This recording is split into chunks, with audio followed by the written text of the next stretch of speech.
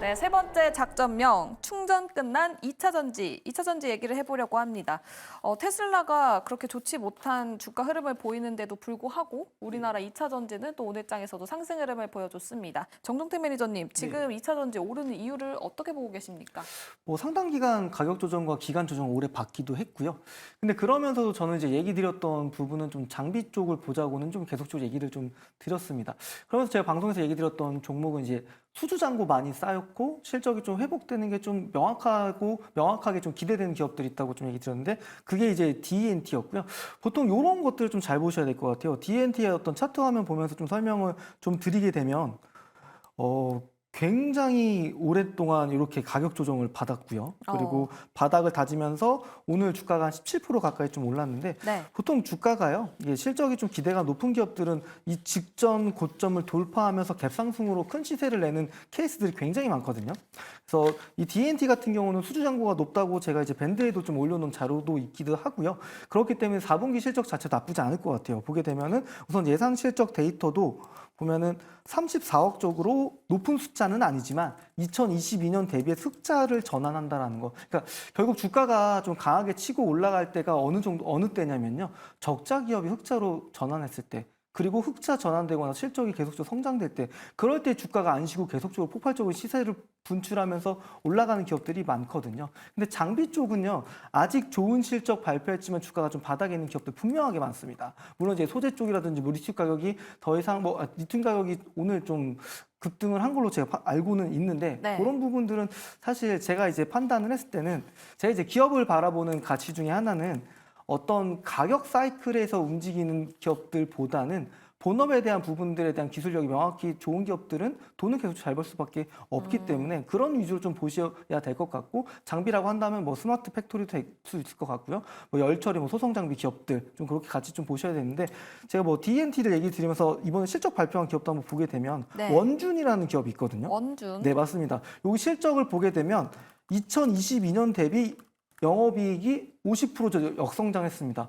근데 매니저님, 역성장한 기업을 지금 말씀하셔도 되는 건가요? 저한테 이제 반문하실 수도 있겠지만 제가 보는 숫자는 이 4분기 숫자라는 거죠. 그러니까 작년 2, 3분기 때 적자를 기록했습니다. 근데 3분기의 적자는 제대로 보셔야 됩니다. 어떤 부분이냐면 작년 2분기 때 영업이익이 마이너스 73억이었어요.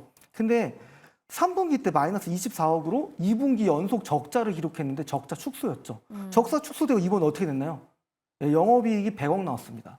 근데 이게 수주 잔고가 굉장히 많아요. 네. 그리고 이번에 계약 기간도 짧기 때문에 이번 1분기 그리고 2분기도 계속적으로 좋은 숫자를 보일 거기 때문에 아마 올해는 사상 최대 실적이 나올 수도 있는 기업이라는 부분들을 포인트 있게 보신다고 했을 때는 이제 슬슬 또 바닥에서 돌아서고 있거든요. 오늘 뭐 지행 관련된 뉴스도 있었기 때문에 원중까지도 같이 한번 좀 보시면 어떨까. 그래서 숫자가 나오는 기업들은 먼저 출발할 겁니다. 뭐 방송에서 얘기 드렸던 제이오도 잘 갔고요. 제이오. WCP도 좋았고요. 네. 이런 기업들을 계속적으로 좀 얘기 드릴 테니까 바닥권에서 이제 슬슬 출발하는 기업들 뭐 원준 좀 먼저 얘기 드리겠습니다. 알겠습니다. 2차 전지 내에서도 실적을 좀 봐야 된다라고 말씀을 해주시면서 원준 주목해보자라는 이야기까지 들어봤습니다. 그럼 조범수 매니저님께는 리튬 관련해서 좀 여쭤보려고 합니다.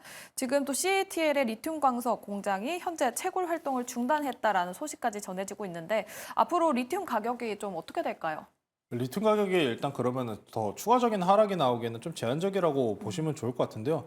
네, 굉장히 이제 업황적으로 이제 헷갈리는 겁니다. 중국향에 대한 이제 리튬 사용이냐 아니면 호주향에서 들어오는 거냐 변동성은 찾아오는 모습이고 게다가 지금 미국의 대선 때문에라도 바이든 대통령이 최근에 네. 표심 때문에 다시 또 내연기관 자동차 관련해서 전기차 전환 속도를 또 늦추는 모습도 있지 않습니까? 그렇죠. 리튬 가격은 일단 그럼에도 불구하고 수요는 지금 이제 과거 수요 구간까지 지금 딱 떨어진 모습인데요. 지금 차트 화면 보시면서 차트 한번 같이 보실게요. 리튬 가격입니다. 리튬 가격 보시면은 지금 더 안 떨어진 지 꽤 오래됐어요. 지금 5년분 차트로 보겠습니다. 지금 5년 차트고요. 지금 딱 2021년도 수준까지 지금 떨어진 거예요. 그러다 보니까 수요는 그대로 존재하지 않습니까? 폭증적으로 올라갔었던 부분이 그냥 원래 과거 부분으로 돌아왔다라고 보시면 좋을 것 같고요. 전기차 전환 속도 같은 경우에 좀 많이 늦어요. 최근에 이제 테슬라가 이제 급락이 나왔었던 게 경쟁사에서도 지금 우리나라 돈으로 1,000만 원 가까이 전기차를 또 할인한다는 이야기가 나왔다 보니까 업황이 이렇게 눌려온 거고, 다만 우리나라에서 이제 원자재나 소재 부분으로 또 강력한 이제 점유율과 경쟁력을 가지고 있는 종목들, 뭐 예를 들어서 엔캔 같은 종목들이 있지 않습니까? 그런 종목들 개별적으로만 좋은 흐름을 지금 가져가고 있는 거지, 소재 쪽으로 좀 많이 좋은 리튬 내지는 2차전지 흐름에서 좋은 모습을 보시면은 좀 좋을 것 같고요. 우리나라가 항상 말씀 전해드렸다시피 시속 게임이라는 이야기 전달드리지 않았습니까?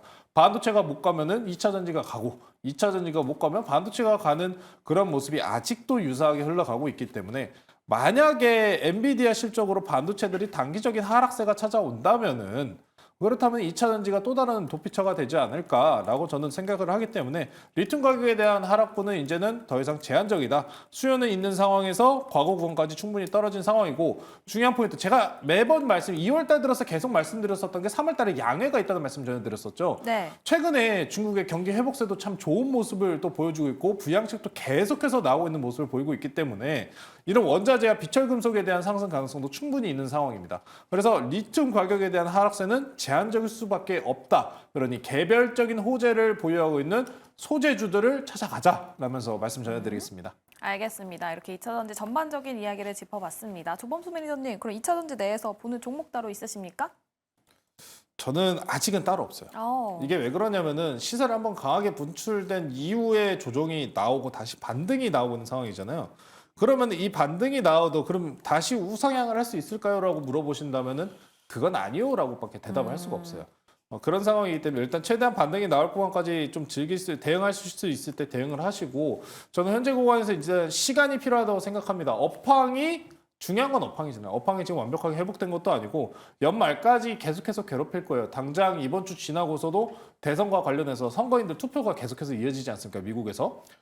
그러해서 발언들이 굉장히 수위가 강하게 나올 거기 때문에, 일단 업황 때문에라도 저는 우상향 보지 마시고 반등 나오면 챙겨 가시자, 그렇게 설명드리겠습니다. 알겠습니다. 반등이 나오면 그때 2차전지 새롭게 또 소개를 받아보도록 하겠습니다. 작전면 시크릿 여기서 좀 끝내보도록 하고요. 돌격 내일장 넘어가 보도록 하겠습니다.